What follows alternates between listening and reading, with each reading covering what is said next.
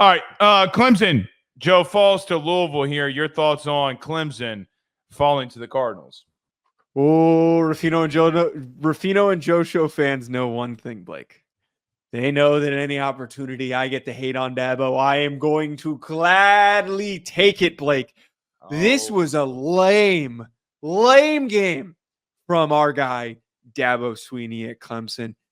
You were at home. You were against a Louisville team that you were supposed to be bigger and stronger and tougher than on both lines.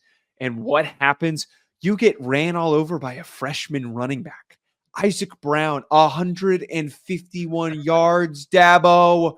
What happened? And when you were kind of climbing back into it, you give up a 45-yard rushing touchdown to the young man. Great game by Isaac Brown, by the way, Blake. But this continues to play into the narrative I had this offseason. Dabo is done. I don't care if anyone wants to defend him. They built their resume this season. And I admit I was giving him a little props, and I shouldn't have. They built their resume beating the crap out of a bunch of weak-ass teams. NC State and UVA, congratulations, Dabo. Those are really, really nice wins, man.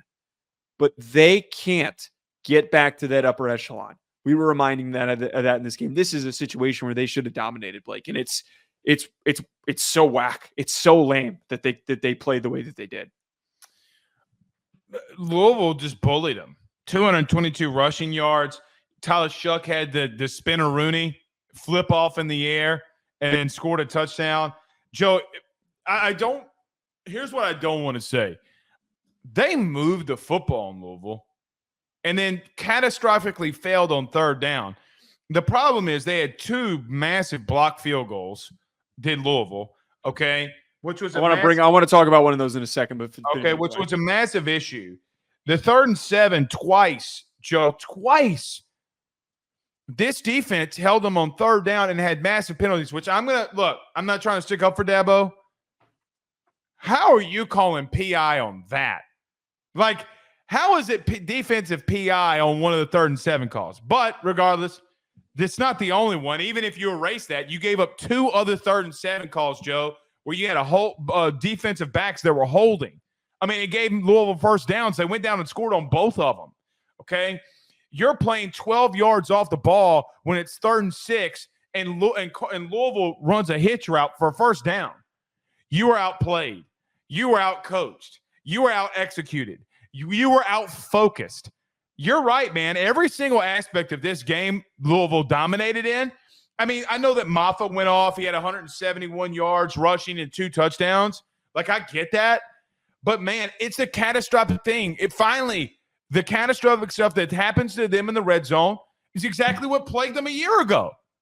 It's exactly what plagued them a year ago. It all came back. You always return to the mean. In tough situations when you are facing adversity, any team will return to the mean, meaning that they will always revert back to the average of what they're used to doing. It was all smoke and frickin' mirrors when we had these big games against the shit teams in the ACC. Yeah, I mean, look.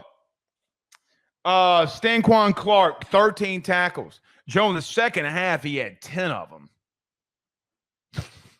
I mean, like, this is how I feel about this game. One team had better playmakers than the other. Like, skill players, linebacker play. One did a better job of setting them up to succeed, too. Very true. Now, Maffa went off, and Joe, he's having a quiet season. I mean, the dude's just a Frank train. Okay. But Isaac Brown, the screens that were being run to Bell. See, Bell had one rush for 47 yards on the reverse. Joe, even that. Like, I'm looking at this kid on the reverse. I'm like, Clemson ain't got nothing like this. Like, they don't have the speed, the guy that can cut an open space. I mean, I'm going to call it what it is. Look, bro, it was an ass whooping. I'm going to call it was an ass whooping. It's so crazy, though, that the first time that they get challenged since that Louisville game, this is the result that they put on the field. And you brought up the block field goals. I got to call upon one of the stupidest, lamest decisions that Dabo made in this game. They're down by 19. There's 13 minutes to go in the game. and they tried to kick a field goal and it got blocked. I mean, How they the would have been hell- down 6, though, Joe. I mean, I can't. It was 4th and 5 in the red zone. They were like on like the 15-yard line. In fairness, hold on. Here's a play log before Louisville. They went punt, 3 and out. If you can't finish drives, but you hold can't on. take that shot.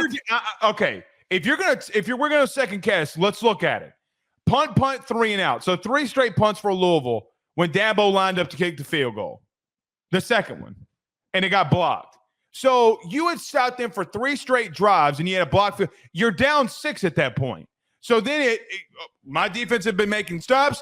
If they give me another one, I can go in and get a score. And I get what he's trying to do there. Points, though. It's not. We're not talking about like he was down by 10. I get you. But let's say that they connect on a 40-yard field goal. They're down 6. I mean, I think you're being a little. No, it's not a bad decision. I don't think it's a good decision. I think it's not a bad decision. So I'm not saying it's a good one. It's just not a bad decision. All right. BetOnline remains your top spot for all of your live betting action and contests. NFL, college football, UFC, NHL are all in full swing.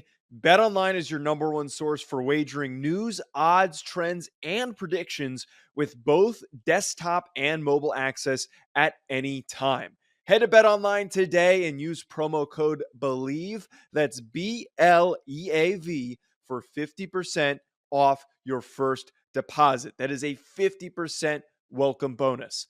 BetOnline, where the game starts.